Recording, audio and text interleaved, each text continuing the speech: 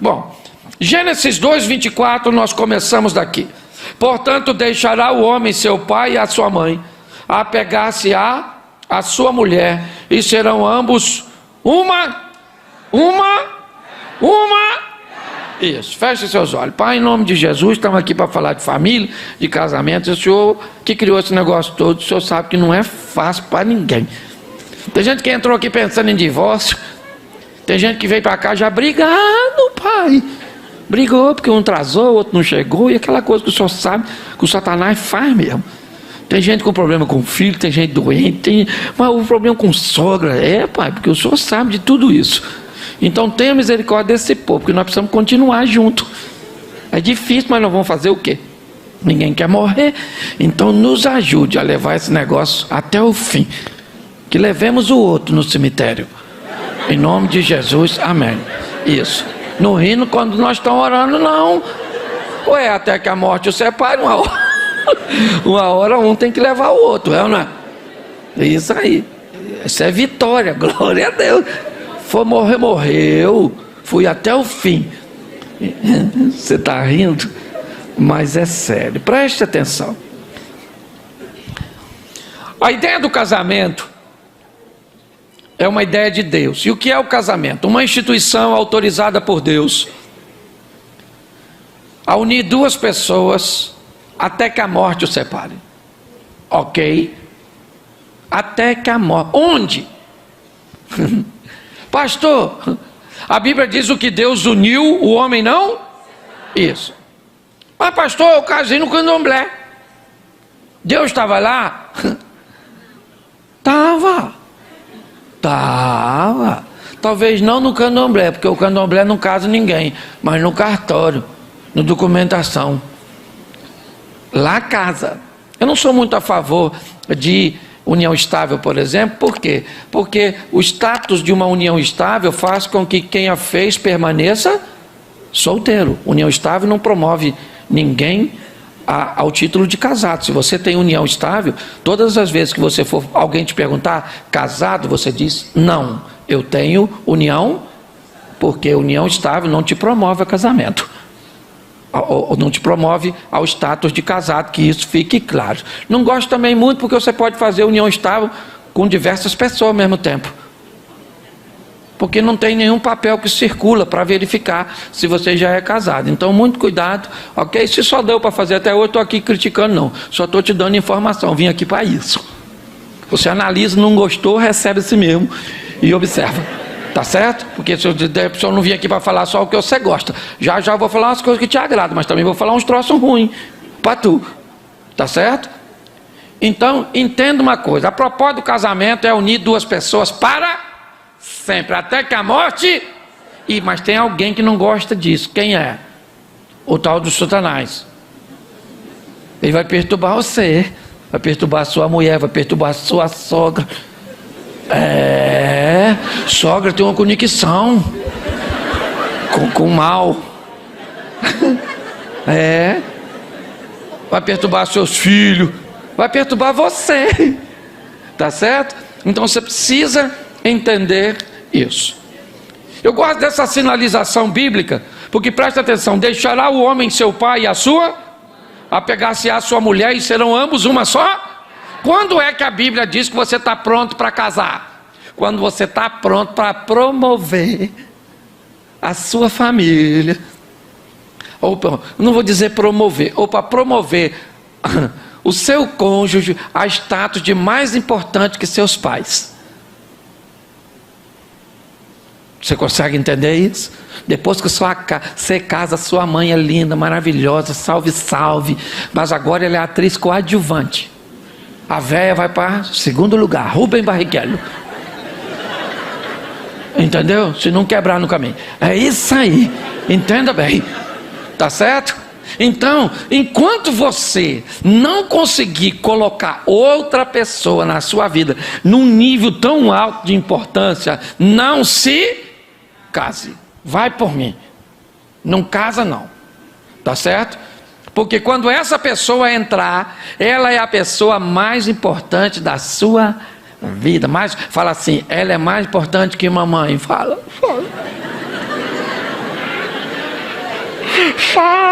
Fala para o seu cônjuge se ele está aí. Se ele está aí, olha para ele, olha para ela e diga: você é mais importante que mamãe, que papai, que os nossos filhos. Isso, fala para seu marido: esse cara é você.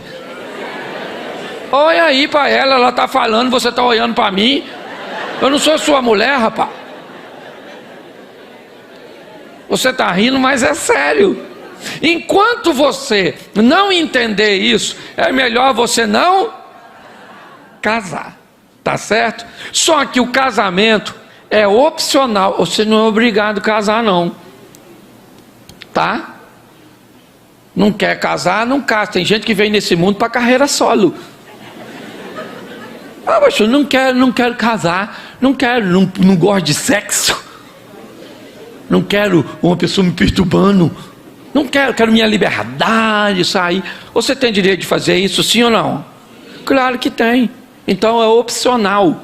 Só que se você for entrar, é bom você tentar saber o máximo possível do que é esse negócio, porque depois que entrou, segundo a Bíblia, casamento não tem rota de fuga, não tem saída de emergência, não tem nada.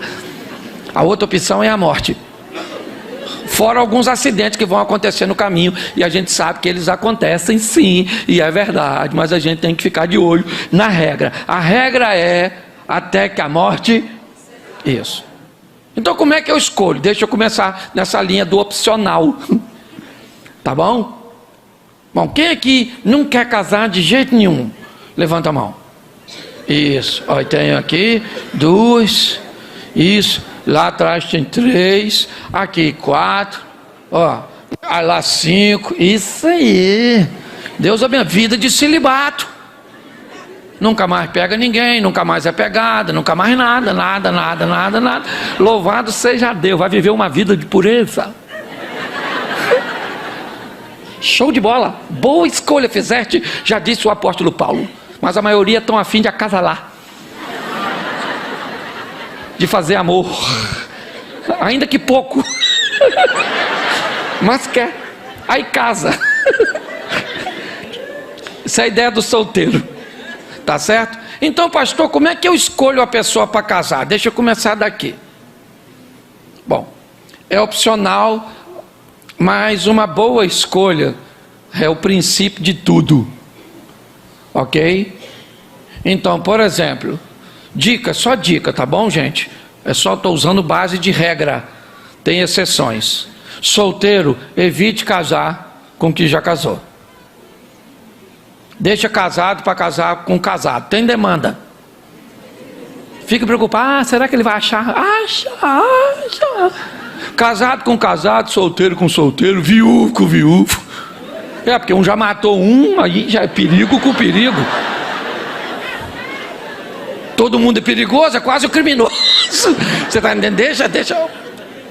Então, para mim, é o seguinte: casado com casado, deixa. Se você é solteiro, pega alguém que ainda não casou e vai embora, vida que segue. Você que se divorciou, separou, sei lá o que aconteceu, também não sou obrigado a saber tudo.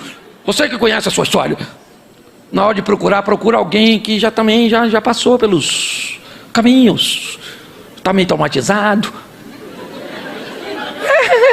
Por quê, gente? Preste atenção. Vamos pegar um solteiro se casando com uma mulher, por exemplo, que já foi traída. Aí ele casou pela primeira vez, a mulher já foi traída, e a mulher é meio ciumenta porque já foi traída, e ele nunca traiu ninguém porque não casou, e ela casou com ele, e aí ele demora, ela diz: onde você está? Fazendo o quê? Com quem? Onde? Para seu carro, fala a quilometragem que eu vou aí agora. Chega em casa, encosta a mão na parede, abre as pernas, isso, dá logo uma revista. Qual é o grande problema? É que às vezes precisa-se ter maturidade para entender isso. As pessoas não fazem nada disso na hora de se relacionar, vão pela paixão, pelos impulsos. Mas o assunto é muito mais sério do que parece. Então é o seguinte: na hora de escolher, procure. Ah, pastor, quero casar com alguém que tem filho. Tem problema? Sim ou não?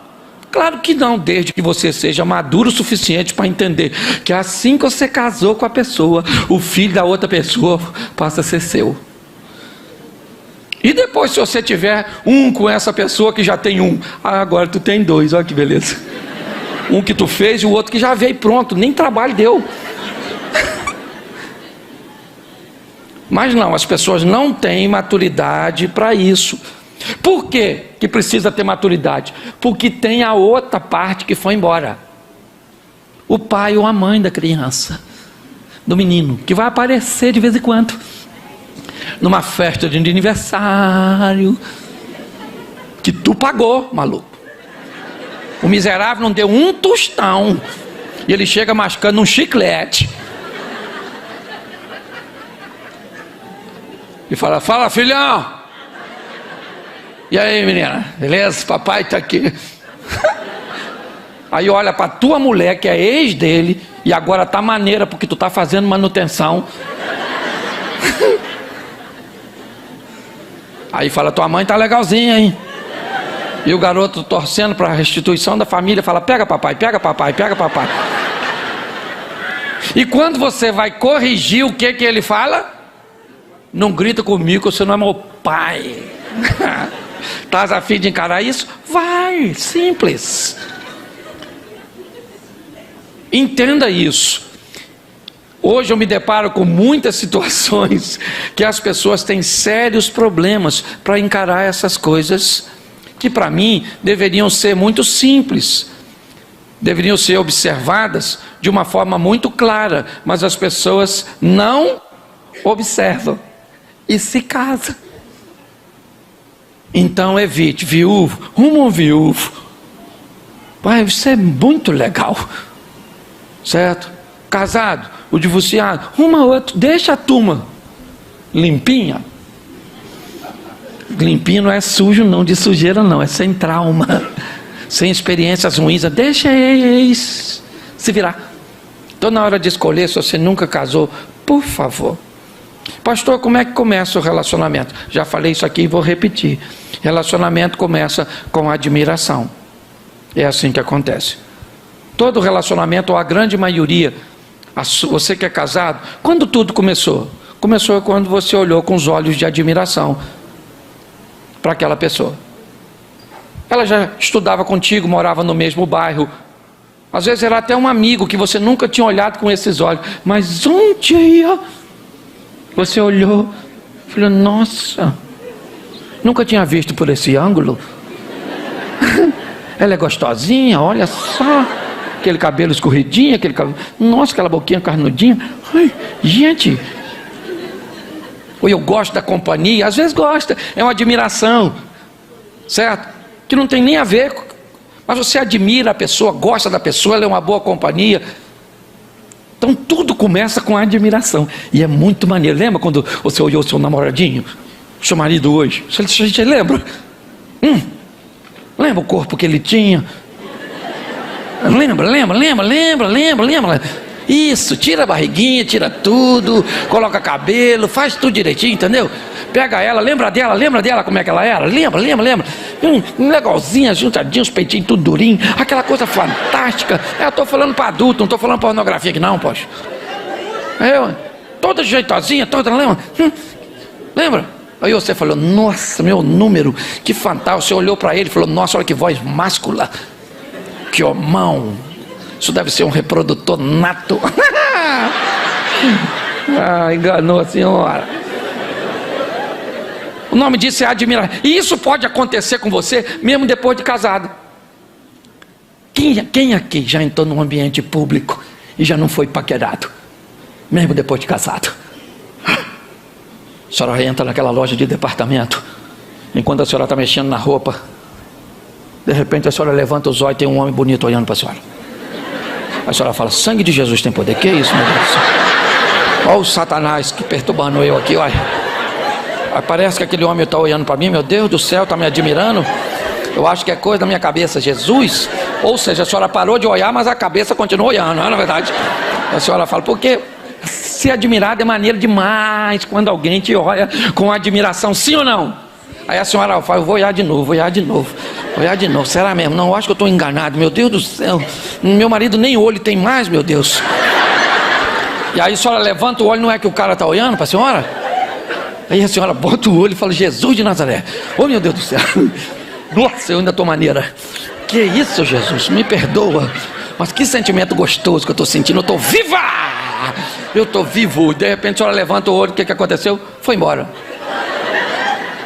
Não levanta a mão não, mas eu sei que já aconteceu. E foi muito legal. Porque ser admirado é legal, sim ou não? Sim. Isso aí. Então, admiração. Vamos para a próxima fase. Se você admirar alguém, mas não tiver desejo, essa pessoa vai ser um ótimo amigo. Mas se os desejos começarem a aparecer, aí seus hormônios estão escolhendo aquela pessoa. Aí você já olha, começa a dar um arrepio. Você fala: em sangue de Jesus tem poder, que é isso? Meu Deus, o que eu estou sentindo? Aí você olha para ela, lembra? Aquele negócio chama tesão. Pode falar isso aqui, não pode, Formalhão? Pode. O pessoal aqui tem, não tem aqui? Aqui um lugar quente costuma ter bastante, não é verdade? Na friagem o negócio fica difícil. Tesão, desejo, aquilo que os hormônios entram em você. Quem criou tesão? Deus. Então, menina, pelo amor de Deus, não esconda seus desejos. Você é saudável quando você vê um menino que você admira e o seu corpo fala: olha, pensa nele, esfregando você. Aí começa a dar calor assim. O que é isso? Deus. Isso é Deus. Purinho. Se você olhar para um menino, menina, e não sentir nada, Deus foi embora. Você tem que olhar para sua namorada, rapazinho. Não interessa se você é crente, fala 3 tipos de língua estranha, você é batizado no Espírito Santo 3 Reis, você é um camarada extraordinário, já leu a Bíblia, é teólogo, achólogo, eu não sei quem você é, eu só sei de uma coisa: quando você olhar para sua namorada, você tem que falar: eu vou rasgar essa maluca no meio. Ele casa, não rasga nem na beiradinha, mas ele tem que ter desejo, admiração e, repita comigo, admiração e isso. O ambiente está sendo preparado, está havendo uma sinalização. Aí vem o respeito. Diferente de admiração e desejo, vamos levar um pouco de responsabilidade para isso. Respeito tem a ver com as ideias, com os valores, com os princípios, com a fé, com os limites. Eu quero colocar o respeito aqui com aquilo que vai observar as coisas com menos emoções, com mais razão, tá certo? Ele é lindo, maravilhoso, você admira, você tem desejo, mas ele é preguiçoso, morcego. Tem algum problema da senhora casar com um preguiçoso morcego? Sim ou não? Claro que não. O cara é discípulo do Batman. Não tem problema. Ele pode ser preguiçoso, acordar tarde, não saber fazer nada. Mas assim, ó, para casar com um morcego desse, a senhora tem que ser Batiguel. A mulher do morcego, que já sabe que ele é um morcego, gente. Aí a senhora fala: não tem problema, ele é lindo, eu amo. Nossa, fantástico, ele não trabalha, mas eu trabalho. Ele não ganha dinheiro, mas eu ganho. E ele é meu homem. Beleza, dona. O que a senhora não pode é casar com o morcego sem saber que ele é morcego e depois querer que ele faça as coisas. Ele diz: nossa, meu amor, que horas é? 7 da manhã? Nossa, já amanheceu? Dá um beijo aqui, tá bom? Vai trabalhar, menina, que Deus te abençoe, te dê força, tá? Isso, fecha a porta direitinho. Vou acordar agora mesmo, tá bom? Vou levar o passarinho para passear, que ele tá cansado, e depois eu vou almoçar. Não tem problema. Se você respeita isso, se você tem o conhecimento disso. O problema é que as pessoas não observam nada disso antes de se relacionar e depois querem cobrar do outro. que aquilo que faça o que ele nem sabe fazer. Só que você queria que ela cozinhasse, mas a dona não sabe riscar fósforo. Mulher do século 21 tem que cozinhar, sim ou não? Sim ou não? Claro que não, gente. Homem do século 21 come? Não come. Mas você pode se casar com a mulher que não cozinha? Sim ou não? Desde que você já sabe que ela não cozinha. Agora, por favor, não case com a mulher que nunca cozinhou e pense que assim que você casar, ela vai cozinhar. Não vai cozinhar, querido. O que você tem? Ganhar dinheiro para contratar uma mulher que cozinha. Que aí você come a comida de uma mulher.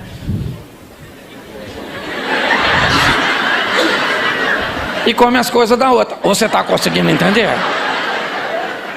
Não é preciso, eu acho que não dá para ser mais claro do que isso. Porque parece que alguém enganou você, que você é ingênuo demais. Que as pessoas depois que casaram, elas tiram uma capa e agora você é um pobre coitado que foi ludibriado. Não vem com essa conversa comigo. Você tinha tanto desejo e admiração que deixou de avaliar as pessoas segundo o respeito.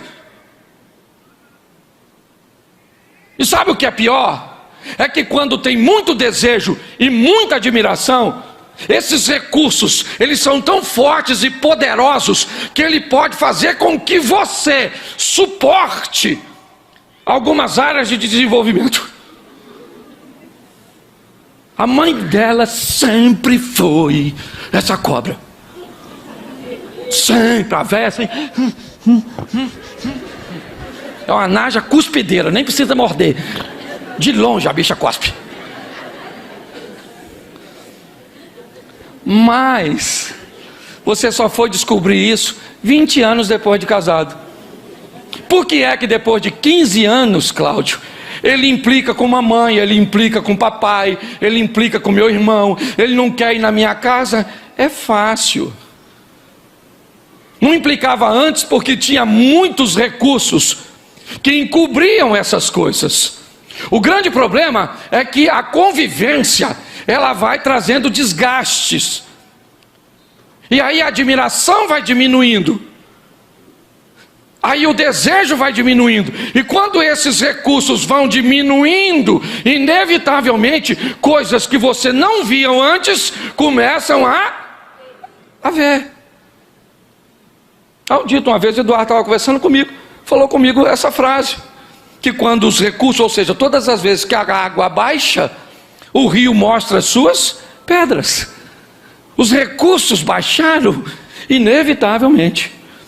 Você começa a enxergar no seu cônjuge coisa que ele sempre teve, mas que você nunca. Então, você viveu 20 anos com essa pessoa sem ver. Então, meu filho, volta a ser cego. O que eu tenho que fazer? Aumentar o nível novamente de admiração e de desejo. Que aí eu vou conseguir superar tudo isso. Se eu não entender isso, eu vou ter sérios problemas. Por quê? Porque o que eu quero é o tão sonhado amor. E o amor é o último que chega, gente. O primeiro a chegar é a admiração. O segundo a chegar é o desejo. O terceiro a chegar é o respeito. E aí o cenário está pronto para quem chegar? O amor. Aí o amor chega. Depois de admiração, repita comigo, admiração, desejo e respeito. Aí o amor chega. Bom, se o amor é o último a chegar, ele também é o último a sair, ele é o último a ir embora. Então, provavelmente, a admiração, desejo e respeito vão partir, ou não, né, necessariamente todos eles. Mas nós vamos precisar entender e respeitar isso. Às vezes, quem vai embora é o desejo. O casal não resgata o desejo, virar amiguinho. Ah, que lindo. ela faz comida para ele paga as contas dela, um chama o outro de meu amor, mas eles dormem em quarto separado, ou não tem mais encontro amoroso, porque o desejo acabou. Às vezes tem muito desejo, mas não tem respeito. Aí ele xinga ela, xinga a mãe dela, seu filho não sei o que, vai não sei aonde, taca esse negócio nele, seu cachorro, sua não sei o que, sua égua, eu vou largar você, sua mula, sua besta. Mas a hora que vai para a cama, maluco, o negócio fica frenético. O que é isso? Isso é muito desejo sem respeito. Não é disso que eu estou falando. Eu estou falando de um relacionamento onde tenha admiração, onde tenha desejo e onde tenha E se você sentir hoje, o que eu estou falando isso? Você precisa entender. Hoje, se você olhasse para o seu casamento, no que diz respeito à admiração, de 1 a 10, qual é a nota que você daria para seu cônjuge? Admiração. Se fosse desejo, qual é a nota que você daria para desejo? Não dá não, só pensa. Entendeu? Qual é a nota que você daria para respeito do seu relacionamento? Baseado nisso, você pode traçar a medida do amor. Tá certo? Então, quando alguém diz assim, pastor, eu não amo mais, a minha pergunta é, onde você estava quando o desejo, admiração e respeito estavam indo embora? Onde é? O que você estava fazendo quando tudo isso aconteceu? Se nós entendermos isso, queridos, isso pode nos ajudar a evitar sérios problemas. E olha que eu não estou nem falando de casado ainda, eu estou só falando de solteiro. Outra coisa, se você quer casar, levanta a mão de novo, solteiro. Arruma um lugar para morar. É aí, ó, tá vendo? Eu já morei com um sogro assim que casei. É uma perturbação. Uma perturbação. Você vai morar na casa dela, você fica nervoso, grita com ela. Fica quieta! A mãe dela fala, não fala assim com a minha filha. Aí você fala, minha senhora, não se mete, que ela é minha esposa. Seu cunhado fala, fala abaixo com a mamãe. Você vai fazer amor, não tem um lugar. Ô irmão, fica quieto, que o negócio está ficando difícil para tu. Escute só, você vai fazer amor, o quarto não tem uma suíte. Se você vai casar e não tem nem como fazer um banheiro, meu filho, espera mais. Junta dinheiro para fazer só um banheiro. Às vezes você não precisa de uma casa, só um banheiro dentro do quarto para você tomar banho. Se você puder, compra um frigobar para botar suas coisas, porque você bota lá fora, nego come tudo. A família parece descendente de gafanhoto. Tem tudo. E quando mora no quintal, porque tem turma que começa a fazer uma comunidade. Parece coisa indígena. Isso! Olha você vê. Aí a mãe mora aqui, que é o pajé. Aí mora um filho aqui, outro aqui, outro aqui. É uma comunidade. Você, para dar um danoninho pro seu filho, você tem que prender ele dentro de casa. E alguém ficar na janela de olheiro, dando cobertura. Ai, meu filho, come rápido. Vambora.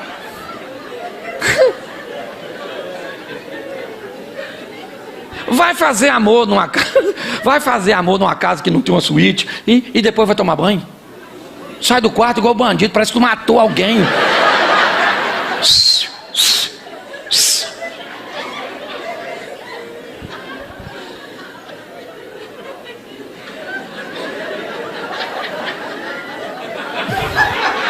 O ato sexual não pode ter nenhuma sonoplastia. Se tiver vai acordar a mamãe, vai acordar as crianças, vai acordar. Ou seja, você não está fazendo sexo, você está fazendo um crime, você é um criminoso. Ninguém pode saber de nada que você está fazendo.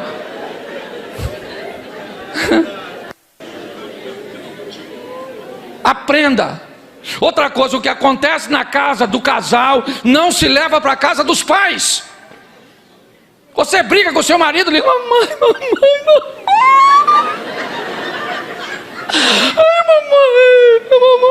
a sua mãe vai odiar seu marido. Você faz as pazes e a véia fica chateada com ele para sempre. Porque ô velhariada para ter memória boa. Aí você coloca toda a sua família contra o cônjuge e depois você faz as pazes, quer que todo mundo faça também. Não vai fazer. Você demonstrou para sua família que havia um sofrimento, que aquela pessoa, certo, que eles amam, fez você sofrer. E aí é comum isso acontecer. Mas as pessoas não se preparam para nada dessas coisas. Nada. E aí casa. E agora que o negócio vai ficar difícil. Sabe? Porque conversar é fácil no namoro.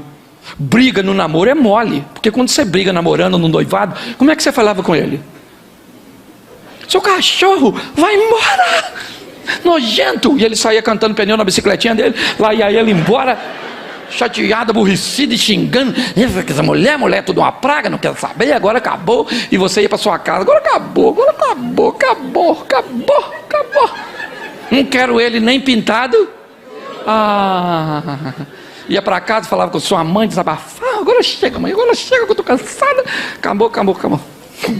E a velha tem experiência. Calma, minha filha, você está nervosa. Não, agora acabou. No dia seguinte, quem é que aparecia lá? Ele. Aquela cara lavada. Que pensa num bicho de memória curta, homem.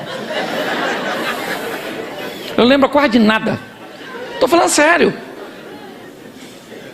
O homem falou na rua, falou assim para a mulher: amor, eu vou ali no mercado. A mulher dele falou assim: querido,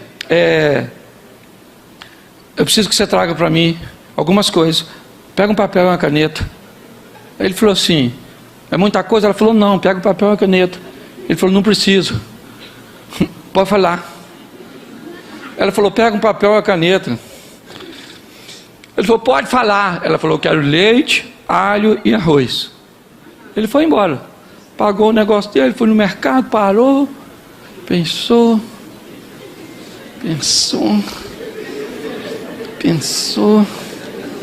Aí o atendente veio: o senhor está procurando alguma coisa? Ele falou: não, rapaz, que minha mãe me pediu para me levar um negócio. Ele falou: o senhor não lembra de nada? Eu falei: lembro, papel e caneta. É a única coisa que eu consigo lembrar. Então o homem tem a memória muito curta. Aí o cara vai no dia seguinte. Aí ele chega, toca a campainha. Aí ela já estava esperando. Aí ela fala: lá, mãe, aquele cachorro tem coragem de vir aqui. Fala que eu não estou. Aí vai a véia mentirosa.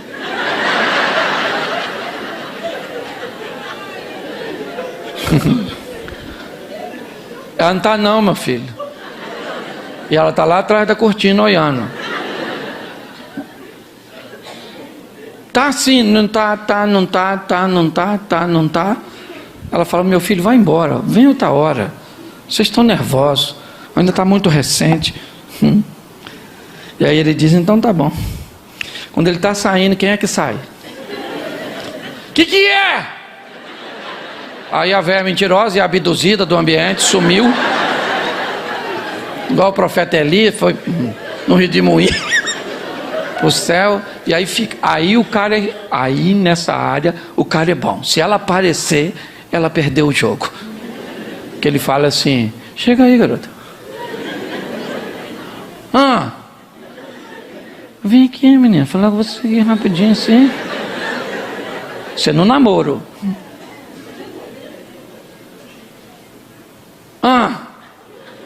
Vem aqui, garota. Só quero falar com você. Aí quando ela está numa distância que ele sente que já pode alcançá-la: me perdoa.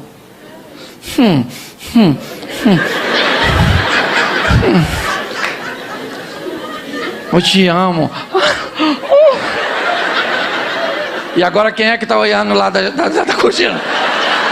A velha mentirosa pensando: eu também já passei por isso.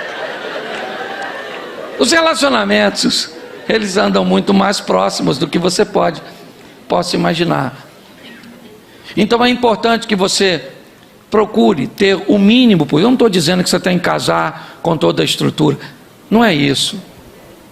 É muito legal você começar a vida e construir a vida com alguém num ambiente de aluguel, com poucos móveis, com quase nada.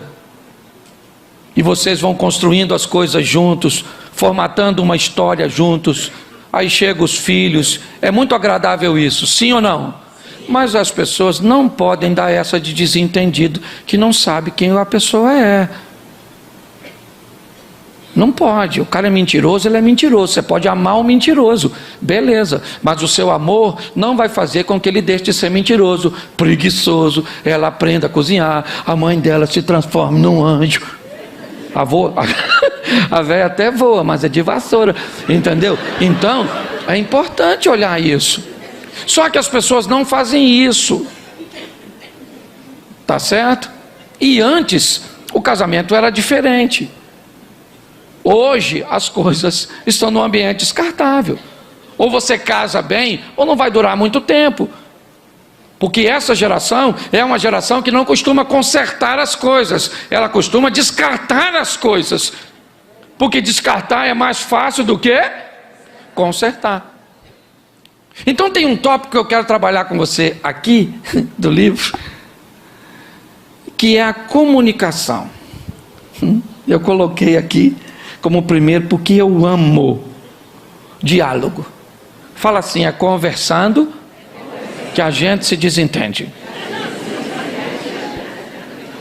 Eu já falei isso, você já deve ter me ouvido falar, mas é importante você entender que, primeiro, o mundo masculino, ele conversa com um propósito, e o mundo feminino com outro propósito.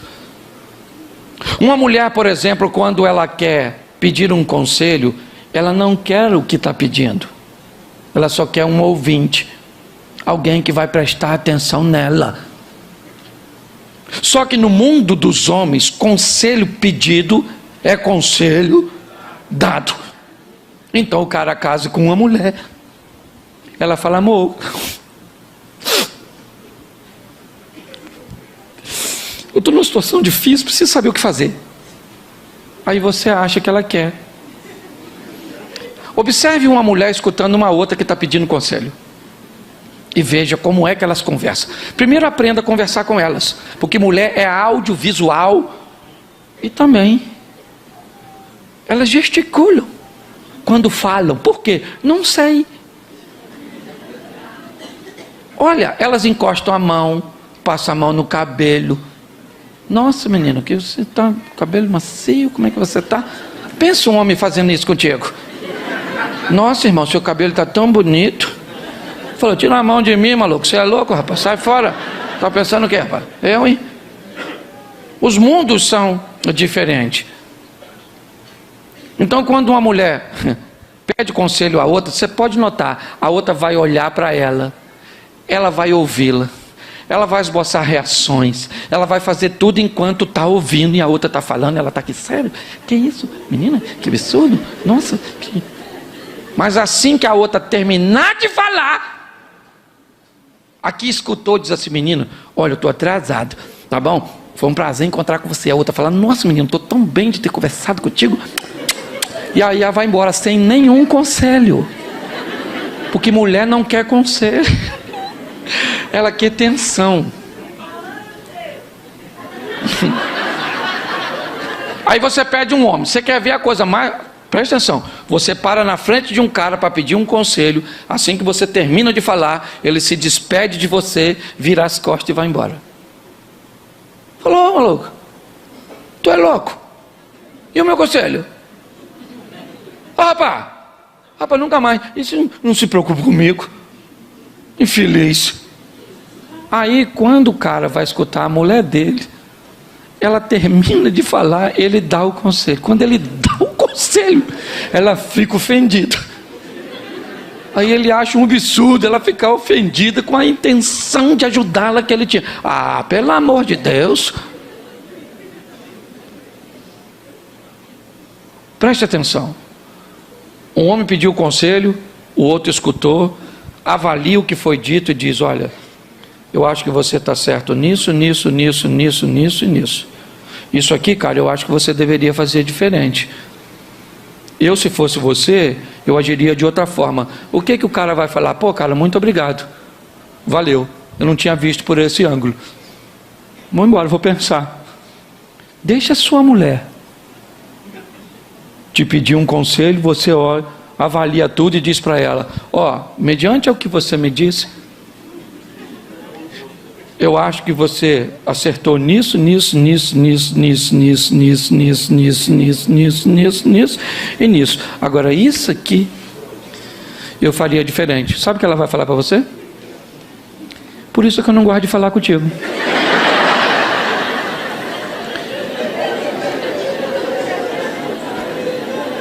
Porque você nunca é a meu favor. Você sempre é contra mim. Minha vida não anda porque você me puxa para trás. Mas ele concordou com você em quase todas as coisas, sim ou não? Porém, quando uma mulher pede um conselho, ela não, mas ainda quer atenção. É isso. Porque o homem pensa: então para que eu vou escutar se ela não quer? É só escutar. Às vezes minha mulher: Cláudio, queria falar um negócio muito sério. Eu vou lá. Fala, querida. Não, porque aconteceu isso. Eu falo: caramba, sério, velho? Nossa, menina. Mas isso é um negócio muito... Meu Deus. E o que você fez? Aí ela começa: eu fiz isso. E eu falo: que isso, garoto? Mas que sabedoria. Eu não teria condições de resolver esse grande problema. O que você acha? Eu falei: eu acho que você está certo, é isso aí mesmo que você fez. Isso, para que eu vou dar conselho? Isso vai gerar confusão? Então, tá assim de gente brigando por nada. Eu aprendi uma coisa: tem gente que só vai conversar também com porta aberta. Hoje a gente estava brincando com isso. Porta aberta, o que é isso, pastor? Conversar de porta aberta é aquela pessoa que quer ter sempre razão e quase sempre não tem. Mas na hora que você imprensa, ela foge. Das duas, uma. Ou ela diz: ó, vamos parar com essa conversa, não quero mais falar, porque acabou o argumento, ó. Ou então fica agressivo, começa a quebrar as coisas. Ou seja, como é que você lida com um negócio desse? Então é bom que você entenda. Se você vai dialogar, primeiro, você tem a maneira que a pessoa fala, o vocabulário que existe para ela. Eu vou usar uma palavra aqui, por favor, tá? Não é só para... Esse dia um cara falou comigo assim: pastor, eu vou largar minha mulher. Eu falei: por quê? Ele falou: porque ela me mandou ir a merda. Eu falei: sério? Ele te mandou ir a merda? Eu pensei: uma falta de respeito, sim ou não? Mas a palavra merda para mim não é uma palavra para divórcio. É uma palavra para se corrigir, mas não para se divorciar. Você não concorda comigo? Mas ele falou: pastor, eu vou largar ela. Eu vou largar ela, pastor, porque se ela me mandar merda de novo, eu quebro ela no cacete, eu mato ela. E aí eu comecei a conversar com ele e descobri que a palavra merda na cultura dele é um troço absurdo, porque na casa dele nunca se falou isso. Se ele pronunciasse essa palavra na casa dele, o pai quebraria os dentes dele. Entendeu? Ele nunca tinha visto a mãe discutir com o pai. Para ele, aquilo era um absurdo. E aí eu fui conversar com ela. Ela entrou assim para falar comigo. Viu aí, pastor? Falou que vai me largar. Só porque eu mandei ele a merda. Palhaçada. Aí eu fui conversar com ela e entendi que a palavra merda para ela não era nada.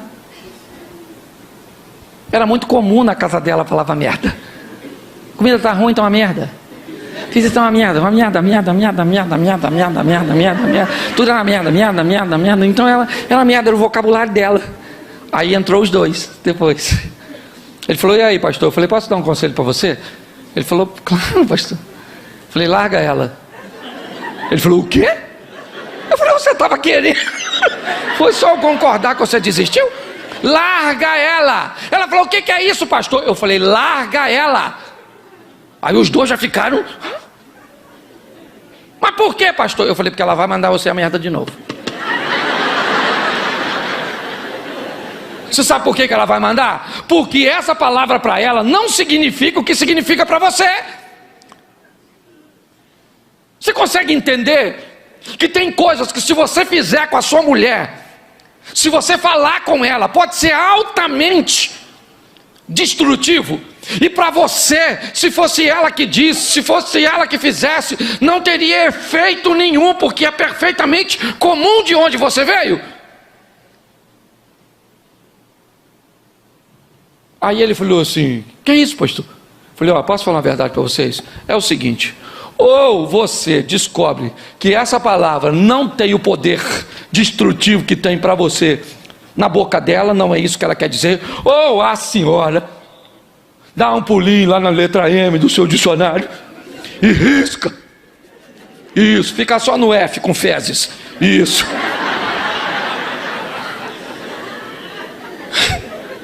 Passou 6 meses mais ou menos isso. Eu encontrei com um casal, e aí a gente gosta da fofoca. Encontrei os dois falando e falei assim, e aí, mano? Aí ela já riu. E ele falou, pastor. Nesse período ela já me mandou uma merda 3 vezes. Aí ela começou a sorrir e ele também. E ela disse assim, pastor, quando eu vi já tinha falado. Mas eu pedi desculpa a ele. Ele sabe que eu não estava querendo dizer isso. E bem que o senhor falou. Não era nada disso. Ou seja, você tem que entender que seu marido tem a cultura dele, o jeito desse camarada. E que muitas vezes isso vai se manifestar na comunicação. Eu gosto muito das minhas histórias e conto sempre elas. Eu moro a 1 quilômetro da minha igreja. E minha mulher disse que ia para o culto comigo. Olha o que é comunicação. Fomos para o culto acabou. Ela levantou, eu achei que tinha ido para o gabinete. Terminei, fui para o saguão, alguém me perguntou, cadê a pastora? Eu falei, eu acho que ela está no gabinete. Alguém veio e falou assim, ela foi embora. Eu falei, foi não? Pensei comigo, né? Foi não, ela veio comigo. Como é que foi embora? Ela foi embora aí. Eu falei, não, só comigo. Não foi não. Tem um protocolo com quem sai junto. Avisar. Rapaz, não tinha ido. Rapaz, mas eu fui para casa, mas eu fui, que se o diabo aparecesse, ele não entrava em mim, era eu que entrava nele. Eu tava uma fera falando, mas eu fiquei doido. Cheguei em casa, subi as escadas, ela estava deitadinha assistindo televisão, com a mão assim, era só matar.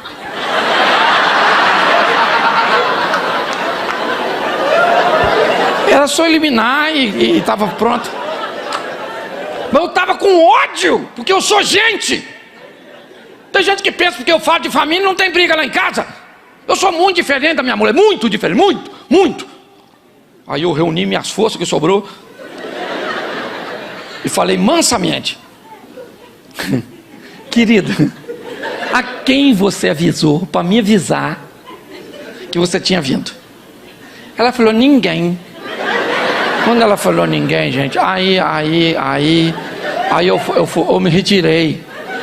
Porque aí eu não aguentava mais. Eu fui tomar banho, eu falei, meu Deus, por que me desamparaste? Senhor, isso é uma falta de educação, isso é um absurdo. Eu jamais faria isso com ela. Eu jamais faria isso com ela. E a gente pensa que o que você jamais faria com o outro jamais faria com você. Ah, neném, pensou, né? Fui tomar banho e comecei a orar, falar com Deus lá embaixo do chuveiro. Senhor, eu falo de casal, muito difícil isso. Poxa, eu tenho muita dificuldade para reclamar com Deus da minha mulher, porque tem hora que eu não sei se ele é meu pai ou se ele é meu sogro. Eu vou bem devagar, porque eu estou falando mal da filha dele, né? Mas que me mata. Aí eu tô, quando de repente lá da sala vem uma voz manso, suave: Cláudio, que jantar? E jantar. Quero jantar nada, eu quero perdão, pedido de perdão. Eu quero que ela diga: eu errei, eu tinha que ter te avisado, eu tinha que ter deixado uma mensagem, um WhatsApp, alguma coisa. E nessa hora Deus falou comigo: meu filho, falei lá para você, minha filha é assim, quando faz besteira não sabe pedir perdão, não prendeu na cara dela. Então quando faz besteira, ela fica boazinha demais logo depois, querendo agradar em tudo. E essa é a maneira que ela tem de pedir perdão. Falei: quando eu erro, eu falo: errei. Agora e fazer assim comigo, desse jeito assim. Aí Deus falou nitidamente comigo: ou é isso ou é nada. Aí eu falei: não, então é isso aí mesmo, né? Se é o que tem, né? É o que tem, né? Não, nem todo mundo perfeito. Aí, escute só. Ela perguntou de novo, porque está tudo acontecendo lá no banheiro, entre eu e o Eterno. E aí ela falou de novo: Cláudio, quer jantar? Aí eu já saí, estava enxugando. Falei: quero, filho. Passa um bifinho para mim. Queria um arroz fresquinho. Frita uma batatinha. Queria uma saladinha também. Eu queria um suco e uma sobremesinha. E pensei comigo: eu estou muito ofendido. Porque nem sempre as pessoas vão corresponder ao seu modelo. Às vezes o seu marido, apesar de te amar, apesar de ser o homem certo para você, ele é muito diferente de você. Você consegue entender isso? E aí as pessoas têm dificuldade de comunicação, têm dificuldade de falar, de entender o peso que aquilo tem. Às vezes as pessoas, um cara vem me narrar uma história: pastor, eu traí minha mulher. Sério, cara, traiu? Pastor, e ela não quer mais viver comigo, pastor. Eu nunca fiz isso, foi a primeira vez, eu nunca mais vou fazer, pastor. E ela não quer me perdoar. Manda a mulher vir. Aí vem a mulher. A última coisa que a mulher fala é do adultério. A última coisa, ela diz: pastor, ele criou uma rede de intriga, de mentiras, e disso e daquilo, e me enganou fazendo isso. Eu acredito que ele não vai fazer mais. Ele não é um homem ruim, mas todo o sistema que ele criou para sustentar a traição fez com que eu não confie mais dele, não quero mais viver com ele, porque ele me enganou de uma tal forma, que o engano que ele fez, a maneira que ele usou para esconder aquele erro, que para ela nem era tão grande, pelo menos para aquela mulher que eu estava conversando. E eu descobri que o motivo pelo qual ela estava se separando dele, e se separou, não teve nada a ver com adultério. Porque às vezes o que você pensa que fere seu cônjuge, não é o que feriu. Quando nós vamos conversar, no diálogo franco, objetivo, nós descobrimos o que realmente aconteceu naquela história. Hoje muitos casais têm muitas dificuldades de conversar, ou mesmo aqueles que conversam bem, a pauta é muito ruim. Eles têm tempo para falar dos filhos, da igreja, dos negócios, das contas, do dinheiro, mas nunca tem tempo para falar de si mesmo. Essa é a grande verdade para muitos. Muitos acabam vivenciando isso de uma forma muito difícil. E com isso, pessoas vão viver mudanças temporárias, o que é o caos para os relacionamentos. Porque isso vai fazer com que você perca credibilidade. Uma das coisas mais preciosas que você pode ter é credibilidade. Perder a credibilidade num relacionamento, seja com seu cônjuge, seja com seu amigo, seja com seu cliente, é algo altamente destrutivo. Você precisa entender que muitas pessoas sofrem mudanças temporárias, sente que está perdendo, que algo está acontecendo, ou que pode acontecer, então para de beber, para de fumar, para de sair, sai de todos os grupos de WhatsApp, diminui aquilo que está incomodando. E o que essa pessoa faz? Seria muito legal, ela vê que o seu relacionamento melhorou, ela vê que as coisas se encaixaram, porém elas, depois de um tempo, elas voltam para outros grupos, elas voltam a conversar com ex-namorados, com grupos que conversam sobre assuntos que já sabe que causou a briga há meses atrás, e volta a sair, e volta a beber, e volta a fumar, e volta a chegar tarde, e volta a andar com quem não devia, e volta a trazer para dentro de casa aquelas pessoas que criaram problemas lá atrás. O que isso vai fazendo? Vai removendo de você sua credibilidade. Isso vai vagarosamente destruindo seu relacionamento. Há um tempo atrás um cara falou comigo: pastor, chama minha mulher aqui e diz para ela que eu a amo. Eu falei: quem tem que falar para sua mulher que você a ama é você. Ele disse: mas ela não acredita em mim, mas ela gosta tanto do senhor, que se o senhor falar com ela vai acreditar. Eu falei: por que ela não acredita em você, cara? Ele disse: posso falar a verdade para o senhor, pastor? Falando a verdade, é que eu já falei um montão de vezes, pastor, e eu não mudo, e ela não acredita mais em mim. Eu falei: então você acabou com a sua reputação e agora quer desgraçar a minha? Eu não vou falar nada, não vou falar. Ele ficou chateado comigo, mas eu não falei.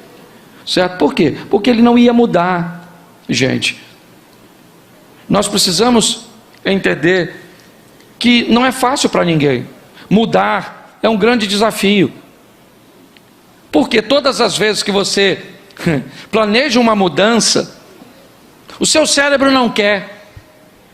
Ele vai lutar com todas as forças para que você continue sendo quem você é, fazendo o que você faz.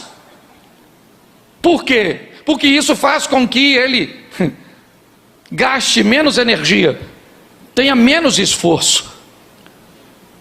Todas as vezes que você planeja mudar, você vai enfrentar um grande obstáculo. Qual é? O confronto entre o conflito da mudança e a satisfação da mesmice. Esse é um ambiente de muita batalha, de muita luta, porque o propósito é destruir sua credibilidade. Ah, pastor, esse dia um garoto falou comigo: pastor, minha mãe não me deixa ir a lugar nenhum. Por quê, pastor? Eu digo: porque você não tem credibilidade. Pessoas que não têm credibilidade enfrentam esses problemas. Nós precisamos entender: é fácil mudar, sim ou não? Não. Mas é possível mudar, sim ou não? Sim. Agora, qual é o problema? Eu vou mudar para quê? As pessoas sempre me perguntam isso. Para quê, pastor? Para que eu vou mudar?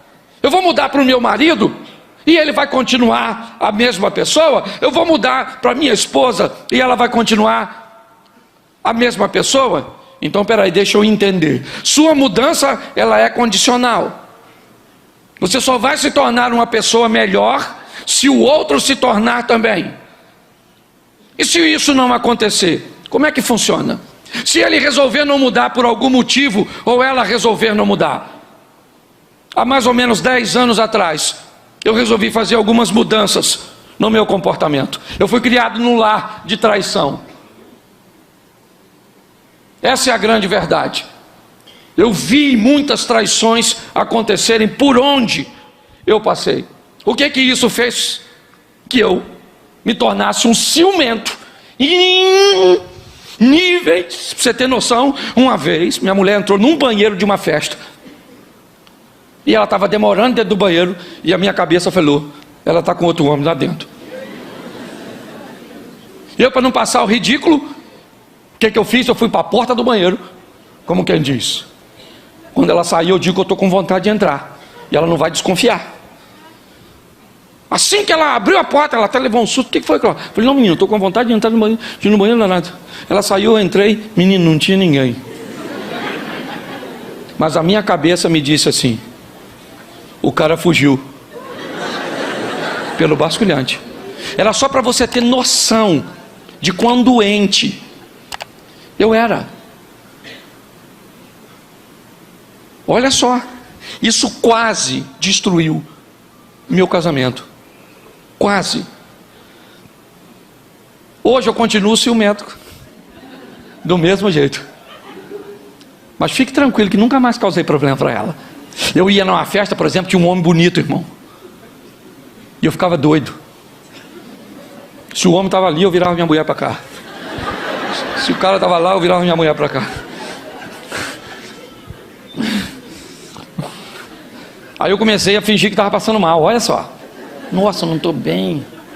Aí ela falava assim: então vai para casa, Cláudio. Não, eu melhorei assim, eu estou melhor, eu melhorei. Eu fiquei dissimulado.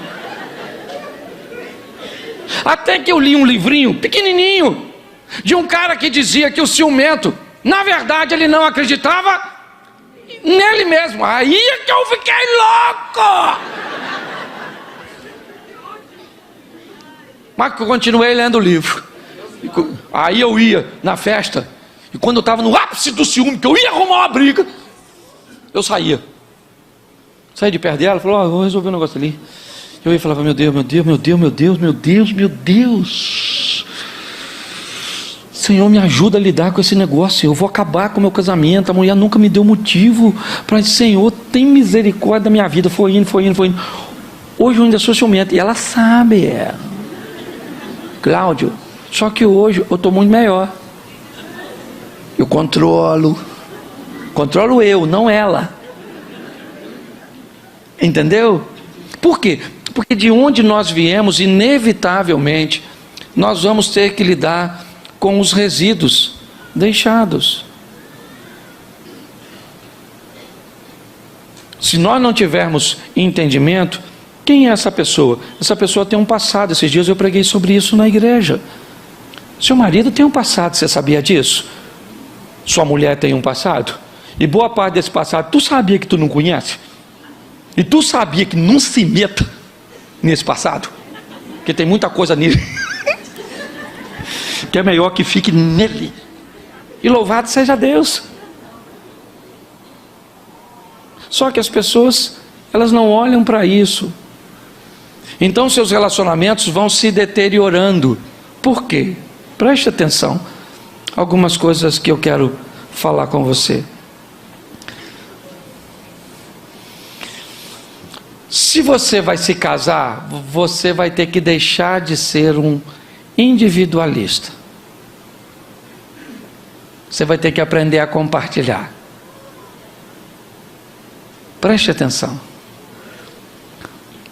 Sua individualidade é extremamente importante. Amém? Amém? Isso. Você se considera importante? Sim ou não? Então conserve sua individualidade. Isso. Você não pode ser um individualista. O que é um individualista? Um individualista é aquele indivíduo que quer que tudo seja feito segundo o jeito dele, na hora que ele e do jeito que ele. Não se vive com esse tipo de gente. Isso é um chato. Só vou comer se for no meu restaurante. Só vou se for lá. Ah, é? E se for em outro lugar, você não vai? Então não vou. Se for para viajar, é toda vez para aquele canto. Se for comer, tem que ser sempre segundo. Isso é chato. Agora também tem o outro que abriu mão da individualidade dele toda. Ele não resolve mais nada. Tudo é os outros que resolvem. Onde vamos comer? Vê você. Vamos fazer o quê? Vê aí você. Mas que hora nós vamos sair? Você que sabe.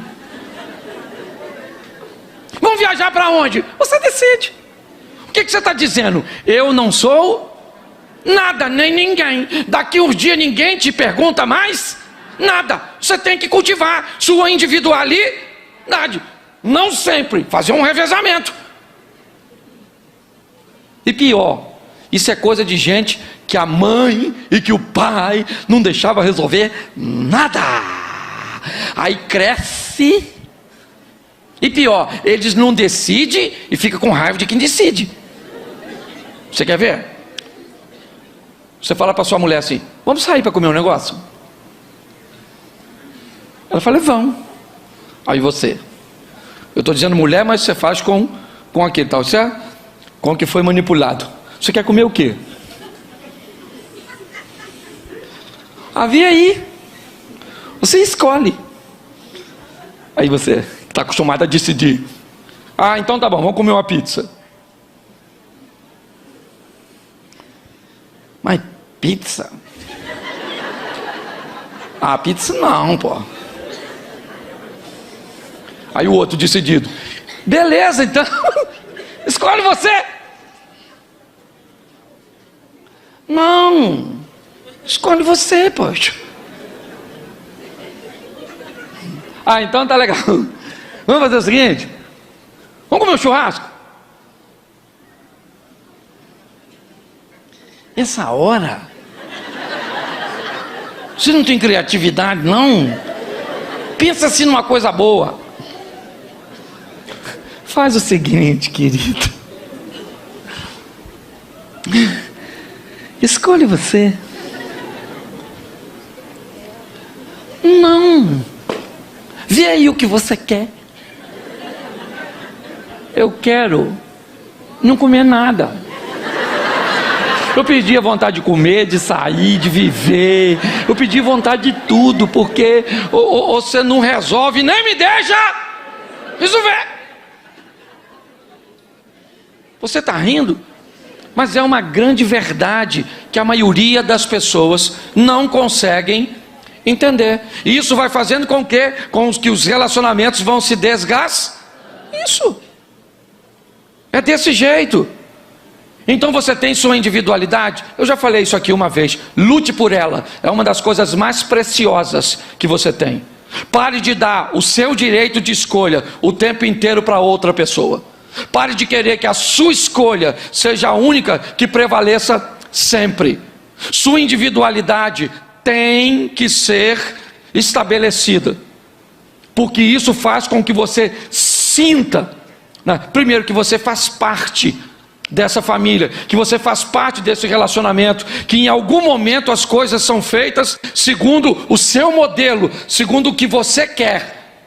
Pessoas que vão dando o direito ao outro a escolher. Ah, esse dia a mulher falou comigo: pastor, eu vou largar meu marido, sabe por quê? Eu não escolhi a cor da minha casa, eu não escolhi os móveis da minha casa, eu não escolho nada, a cor do meu carro, eu não escolho nada.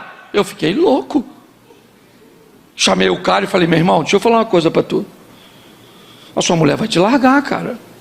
Não faz sentido você não dar a ela nada de escolha. Ele falou assim: pastor, o senhor não está entendendo. Ela não escolhe nada. Se eu deixar para ela escolher, não pinta a casa. Se eu deixar para ela escolher, nós não temos móveis. Se eu deixar, né, para ela escolher o carro, ela não sabe o carro que quer. Se ela tem o carro que tem, da cor que tem, só tem porque eu dou e não tem problema. Eu olhei e descobri o que é. Ela foi alguém que foi anulada ao longo do tempo. As pessoas estão assim. E pior, todas as vezes que você vai conversar com elas, o que elas fazem? Transferem responsabilidade. Tem uma coisa que eu detesto mais do que divórcio. E quando eu digo divórcio, eu digo pelo motivo errado.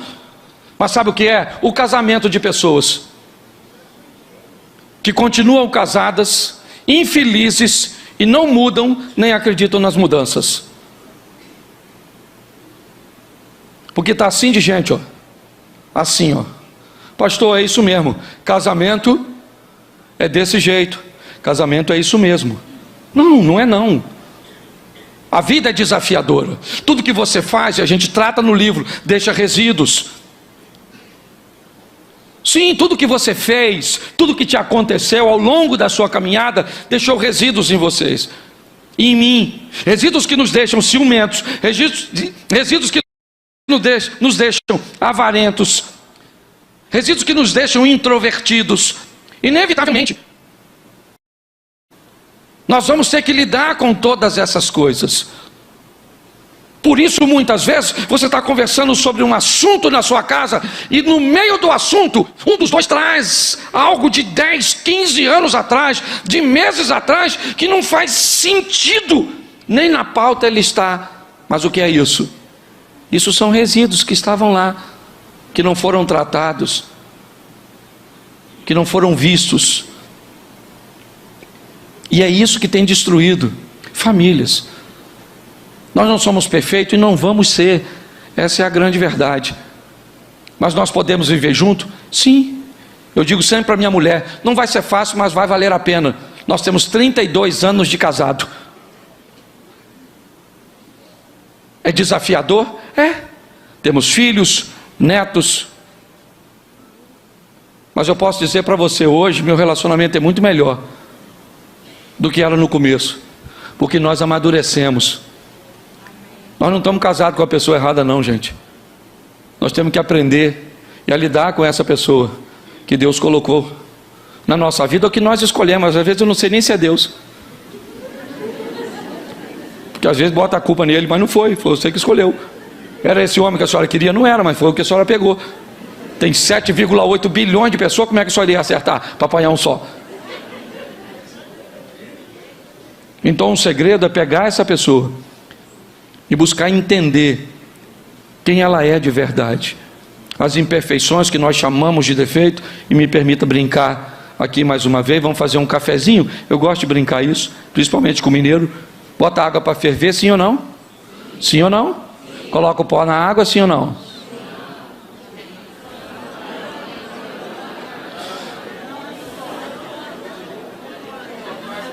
Vamos tentar de novo.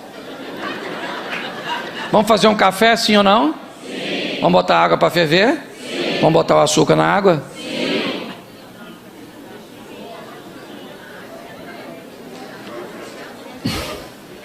Vamos botar água para ferver? Sim. Vamos botar o pó no coador? Sim. Não vai ter jeito. Vamos deixar o café para outra hora, ok? Deixa eu te falar uma coisa. Se eu boto o café, se eu boto o pó na água, passo a água com o pó no coador, coloco o açúcar, o que eu fiz? Se eu pego a água, boto para ferver, coloco o pó no coador, passo a água no pó, no coador, e depois coloco o açúcar, o que eu fiz? Se eu coloco a água para ferver, se eu coloco o pó na água, se eu coloco o açúcar na água, com o pó, misturo, e eu jogo no coador, o que eu fiz? Porém, eu fiz café de maneira... Pois é. Essa tal de diferença virou defeito. Quando o seu marido faz algo diferente de você, parece que vira defeito. Quando as pessoas não seguem o modelo que você acha que está certo, e é isso que tem acontecido. São essas imperfeições naturais que estão destruindo os relacionamentos. O que nós precisamos é de um pouco mais de diálogo, um pouco mais de afinidade. E para mim já ir caminhando, casado. Deixa eu falar uma coisa para você que vai parecer absurda o que eu vou falar, ok? Mas eu tenho estatísticas e provas de que isso é verdade. Levei muito tempo para falar. Casado, muito do que o seu casamento vai representar a nível de satisfação e intimidade tem a ver com uma das coisas mais poderosas que o casal tem. Sabe o que é? Beijo.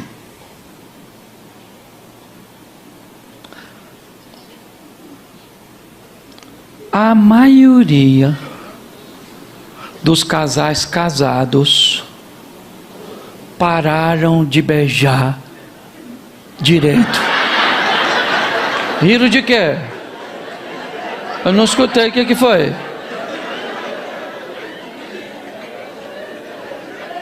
Hã? Alguém falou alguma coisa? Foi? Tá. Beijo. Beijo. É horroroso o beijo dos casados. Lá onde eu moro, parece que estão tocando animal.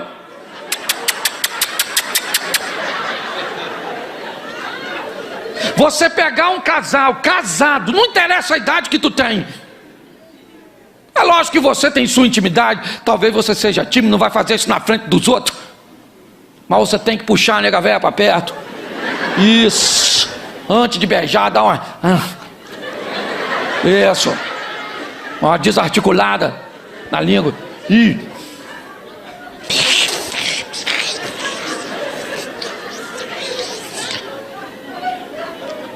Aí, em nome de Jesus Cristo Nazareno, o Deus Todo-Poderoso que está nesse lugar, na presença do Espírito Santo, quem são os casais que ainda hoje, pelo menos umas 2 ou 3 vezes na semana, sapeca aquele beijo de 15, 20 segundos? Levanta essa mão sagrada sua. Isso é uma vergonha. Menos de 1%. Olha aqui para mim. Hã? Diminuir a quantidade? É que com a idade vai acabando o fôlego. 15 segundos você já termina. Já infartou. Beijo, gente, beijo. Parece palhaçada, não parece? Começa a beijar a sua mulher diferente. Sai daqui hoje, fala, maluca. Esse pastor é doido, essa praga desse pastor. Mas beijo eu ainda consigo fazer.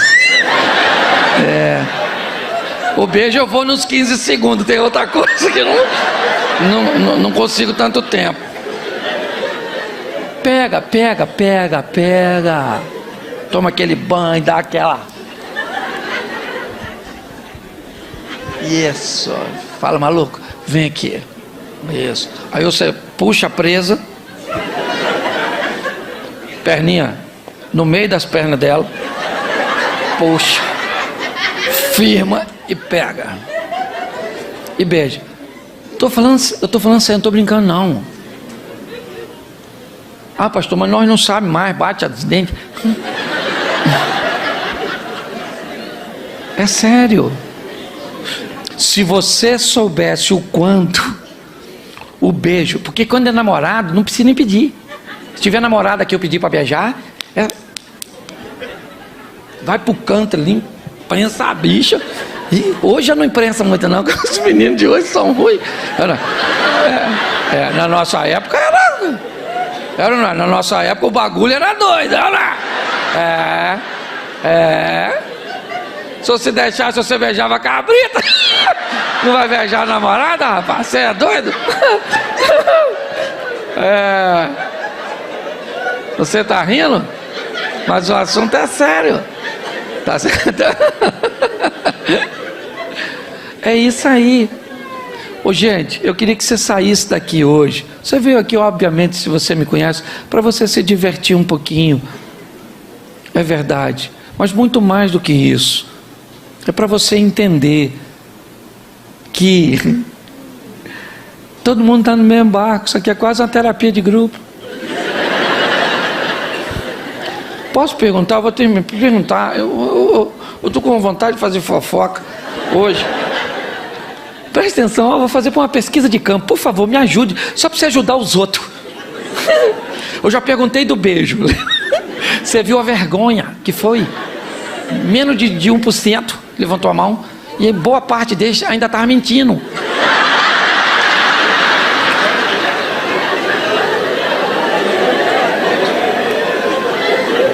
Quantos aqui, só para você ver como é que é um negócio assim, ó. Quantos aqui fazem amor 3 vezes por semana?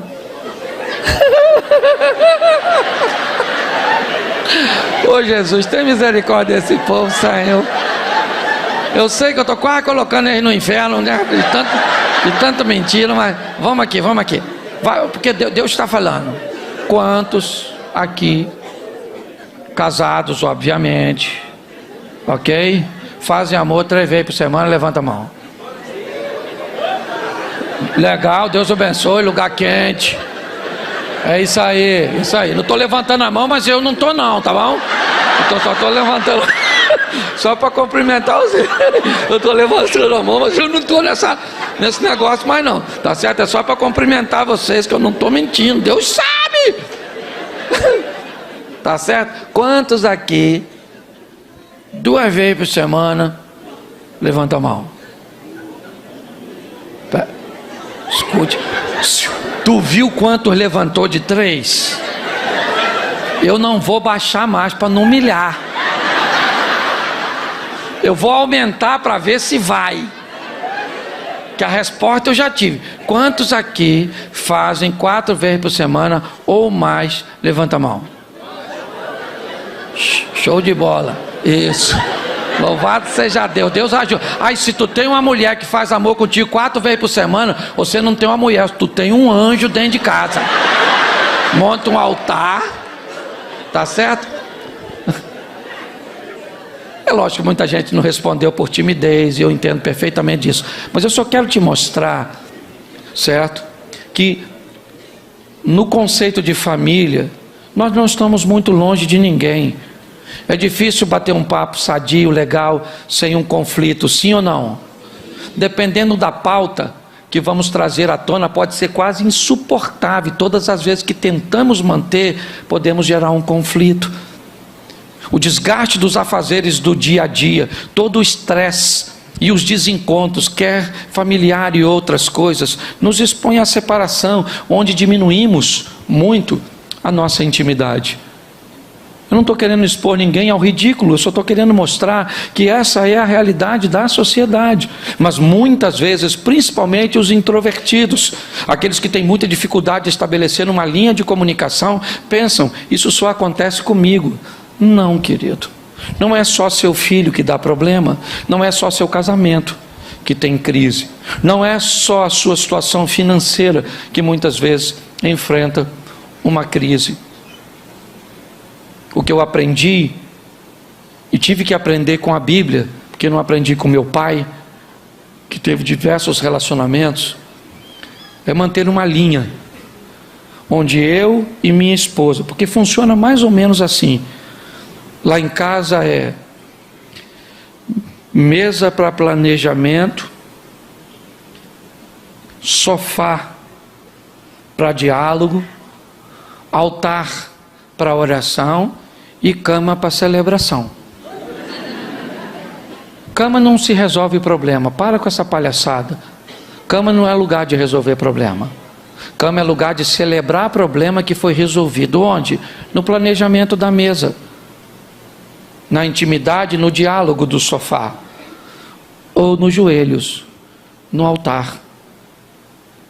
Eu não sei que tipo de problema você traz consigo, e talvez nem traga hoje, mas certamente o enfrentará amanhã.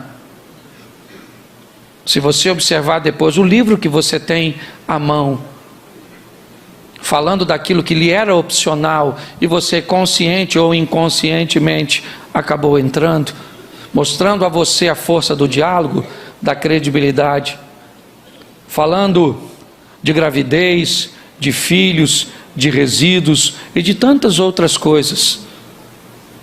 Não pegue esse livro e guarde, não, dê uma olhada nele, porque no final de cada capítulo você pode responder um questionário, fazer um exercício. Por isso que muitas vezes nós recomendamos que seja um livro para cada um, e que eles leiam separadamente e que possam responder para depois cruzarem informações. A minha proposta é melhorar o casamento das pessoas, é fazer com que você entenda que o seu cônjuge é uma bênção. Queria que você ficasse de pés agora. Segure na mão da sua adversária, se você está aí com ela. Se você está... Ah, não, eu vou fazer. Eu vou pedir o beijo. Ah, fique de frente, assim. Ou só o casal, assim. Eu sei que o seu marido... Bota a música de beijo aí, irmão. É música de beijo.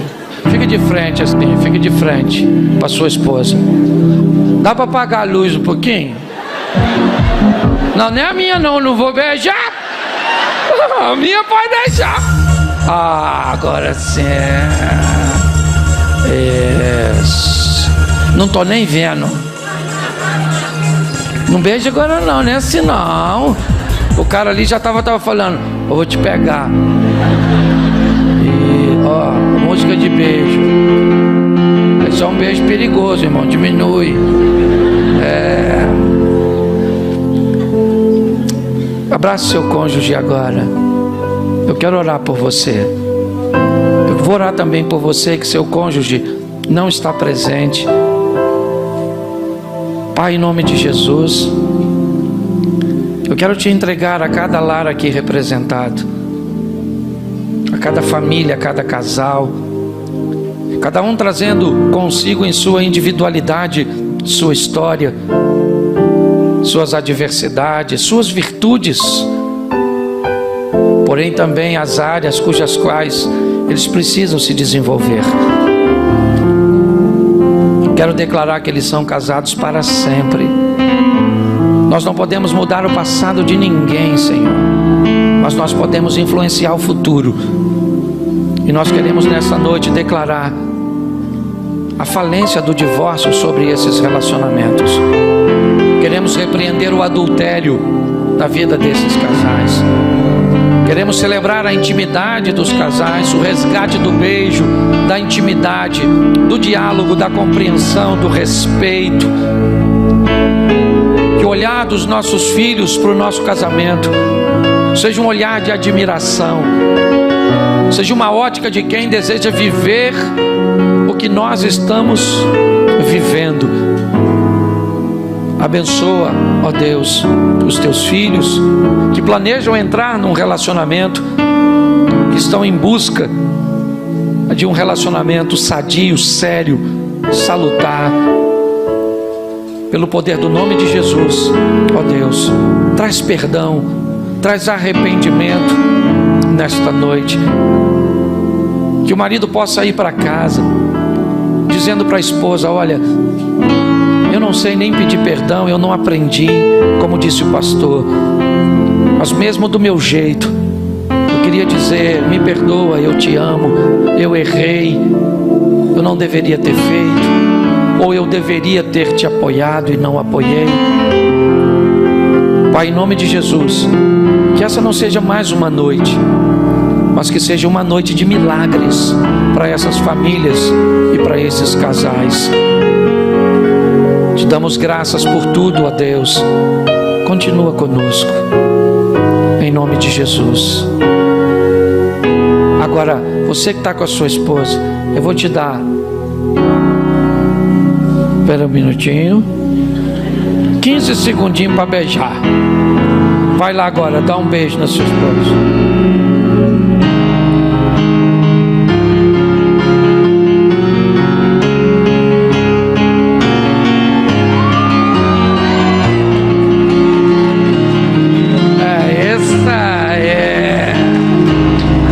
Glória a Deus. Só acendo as luzes, queria só fazer uma oração ainda e uma perguntinha muito séria e de muita maturidade. Se nos últimos 6 meses, a pauta divórcio tomou conta do seu diálogo, nos últimos 6 meses, a pauta divórcio, vamos nos separar, acho melhor cada um ir para o seu lado, fez parte do seu diálogo, eu queria que você saísse e viesse aqui à frente. Eu quero orar por você. Se fez, sai do seu lugar e vem aqui. Ninguém quer entrar na sua intimidade, ninguém quer te expor. Esse é um trabalho sério, que fique claro isso. Você que está aí em cima não precisa vir aqui embaixo, é só sair e ficar de frente para mim aqui. Eu já vou terminar, mas eu quero orar por você. Isso. Pegue sua esposa, traz para cá. Pegue seu marido. É só para me mostrar a você que o que parece ser algo que tenha tentado destruir apenas o seu casamento, quantos casamentos têm enfrentado isso? E eu só perguntei 6 meses. Se eu prolongar aí um pouquinho mais, você pode ter certeza que o número vai duplicar. Traga seu casamento para cá. Não quero saber se vocês estão brigados, não quero saber se vocês já chegaram aqui chateados, eu não quero saber disso. Eu não tenho poder para reverter isso. Traga seu casamento para cá, porque o Senhor está aqui, porque a misericórdia do Senhor está aqui. Isso. Se você está só, agora mentalize seu cônjuge. E você que está com o seu cônjuge aí, segure na mão dele agora e me ajude, igreja. Me ajude, porque talvez hoje você não esteja com essa pauta, mas você sabe muito bem que há tempos atrás você enfrentou algo que talvez não disse para seu cônjuge, mas passou por sua cabeça. Porque às vezes a maneira mais fácil que temos é de pensar em desistir. Hoje, graças a Deus, esse assunto não está na sua pauta, mas já esteve. E se não esteve, amanhã poderá estar. E hoje nós estamos orando por eles, mas amanhã eles podem estar orando por nós. Estendo as mãos para cá, igreja. A isso, para eles. Pai, em nome de Jesus, nós queremos entregar os nossos irmãos. Que a força que os une seja muito mais poderosa que a força que está sendo empregada para separá-los. Nós abençoamos os nossos irmãos.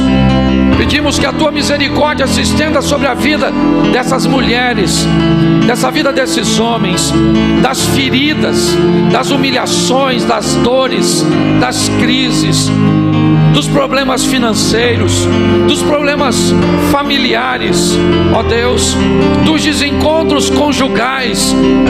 Que tudo isso, ó Deus, fora a força que o maligno tem usado, que o diabo tem usado para tentar destruir a nossa casa, a nossa família e os nossos filhos, nós jogamos por terra hoje e destruímos da vida dos nossos irmãos e declaramos que eles são casados para sempre, para a honra e glória do teu nome. Fortalece a tua filha e o teu filho nesta noite, e assim já te agradecemos por tua misericórdia, em nome de Jesus. Você pode aplaudir o Senhor e dizer amém. Que Deus abençoe vocês, que Deus abençoe a casa, a família de vocês, amém. Glória a Deus.